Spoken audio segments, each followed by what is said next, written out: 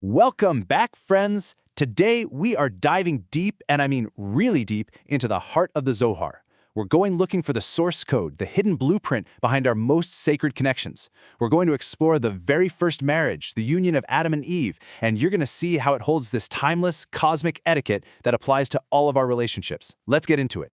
I want you to just picture this scene. It's a scene that's played out for thousands of years. You have a bride. She's being adorned, prepared by her parents, absolutely radiant, right? A vessel of just immense potential. And then you have the groom, approaching, not with force, but with humility, with gentle words, with real care in his heart. We've all seen this. We feel the power in it. But what if I told you these aren't just traditions? They're echoes of something primordial. So, these are the big questions we're here to tackle. And this isn't just about weddings, This is about the fundamental mechanics of connection itself. Why is there this dance of approach and acceptance? What is actually happening on a cosmic level when two souls decide to unite? We're basically on a quest to find the source code of connection, that divine protocol that's hidden right inside the story of the first man and woman. All right, let's begin the first leg of our journey. To really truly understand the how and why of our relationships today, we have to travel back, and I mean way back, all the way to the very beginning, to witness that first union and to learn the sacred, ancient etiquette it established for all time. So here's our roadmap for this whole explainer. We're going to start with the primordial blueprint, and we'll see how God himself actually prepared the first bride. Then we're going to get into the cosmic mechanics of union. That's the supernal model. From there, we'll translate it with a modern analogy in the secret protocol of connection, and then make it super practical with the game and the code. And finally, we'll wrap it up by reflecting on our own journey through what the mystics call the Pardes, the orchard of deep, layered understanding. Okay, so first stop, the Garden of Eden. The Zohar teaches us something incredible here. It says the union of Adam and Eve isn't just a story, it is the divine archetype. It's the template that all human connection is meant to be patterned after. It's kind of like the ultimate how-to guide for the soul. Now this right here, this sets up a totally profound paradigm. Before there was a father of the bride or a mother of the bride, there was God. The Zohar Chadas explains that the Holy One took on this role personally. I mean, think about that. He didn't just create Eve and, say good luck. He actively, lovingly, and with so much intention prepared her for this union. And that tells us that preparation and presentation, at their very root, they're divine acts. In this process, it had three very distinct, very crucial steps. First up, separation. God separates Eve from Adam's side, which establishes her as her own distinct, independent being. Step 2, adornment. This is so key. God doesn't just make her, he adorns her. He beautifies her with these incredible spiritual treasures. And then finally, presentation. Only when she is fully prepared and adorned does God personally bring her or present her to Adam. This sequence, this is the blueprint. And just look at the depth of that adornment. This wasn't physical. We're not talking about makeup and jewelry. The Zohar is specific about the mystical treasures she was given. The 70 faces of Torah, that's all possible interpretations of divine wisdom. Then 13 divine adornments, which we're going to see are incredibly significant. And the 6 garments of Mishnah, the foundations of the oral law. Eve was presented as a being of just immense spiritual richness. The point here is that the feminine principle is designed to be this profound source of wisdom and treasure for the union. Okay, so we've seen the story. Now let's look under the hood. Because this isn't just some beautiful narrative, right? It's literally a map of cosmic energies. It's a physical manifestation of a process that is constantly happening in the higher spiritual worlds, in the realm of the Sephirot, those 10 divine emanations that are the building blocks of all reality. The Zohar maps this whole divine wedding onto the structure of the Sephirot. So you have Chokmah, or wisdom, that's like the supernal father, the spark of the idea, the one who prepares. Then you have Bina, or understanding, the supernal mother, who takes that spark and develops it, adorns it, gives it form. And together, these two parental forces prepare the feminine principle, which is known as Nukva, or Maltut, the bride. And she is then presented to the masculine principle, there unpin, the groom. So our Schumann marriage is a direct reflection of this supernal family dynamic. It's pretty amazing. And now we get to the absolute core of this entire thing. For this union to actually happen, there is one ingredient that is completely non-negotiable: Ratzon, sovereign will. And it's so much more than just consent. It's a deep, internal desire and a willingness to connect. This is what the bride holds. It is her sovereign territory.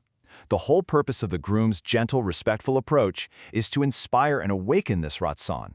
It can't be demanded, it can't be taken, and it absolutely cannot be forced. It must be earned and freely, lovingly given.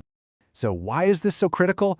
Well, because the ultimate goal of the union is this profound alchemical transformation. You see, the feminine principle, nukva, in its raw state, is associated with din, judgment. It's this powerful, untamed energy, symbolized by the color red. If you approach it with force, it stays severe.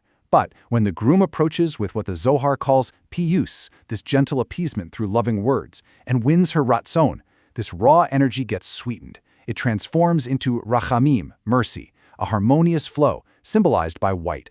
The correct union literally transforms judgment into mercy.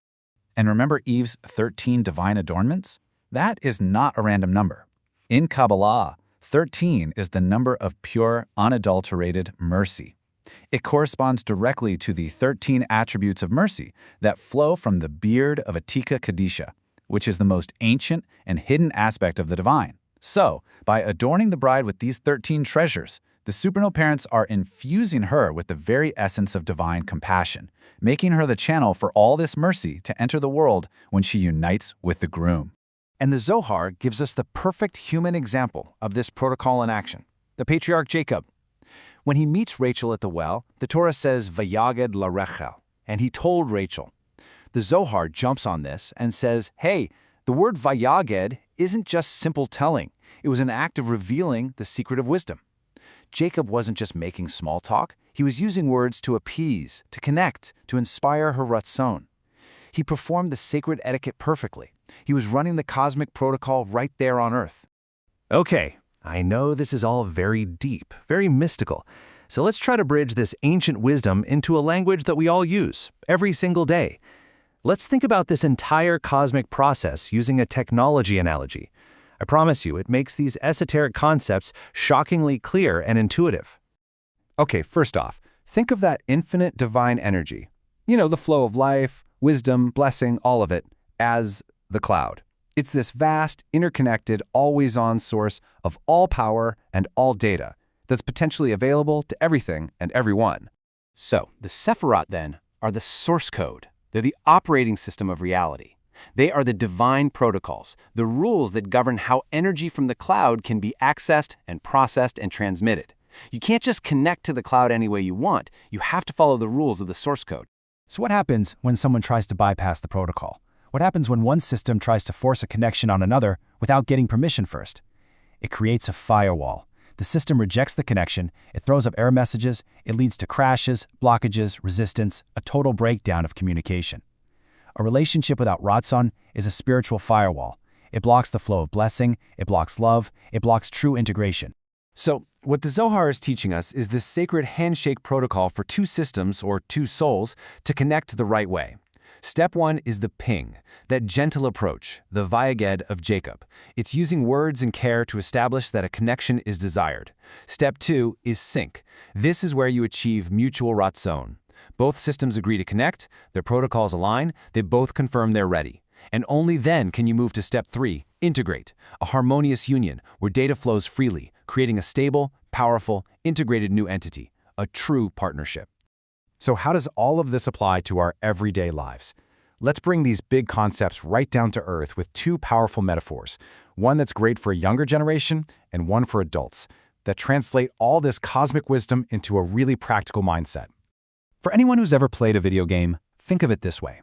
A relationship, especially marriage, it's like a co-op level. It is not a single-player game that you can win by force. The goal isn't to beat the other player, it's to unlock the partnership achievement together. And how do you do that? You have to complete the side quests, build trust, communicate clearly, show respect. If you try to force your way through the level or, glitch past the objectives, you just make the other player frustrated, and eventually they're just going to log off. The real win, the secret power-up, is unity, and you can only unlock that together.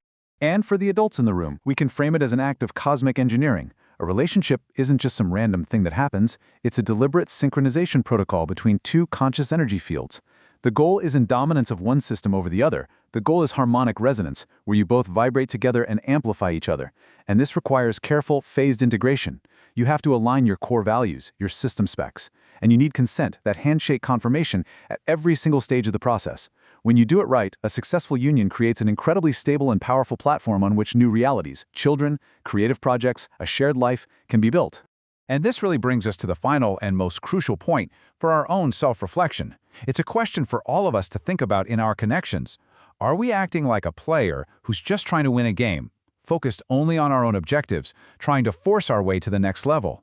Or are we acting like a patient, skilled engineer, working collaboratively to build something beautiful, something stable, and something that will last?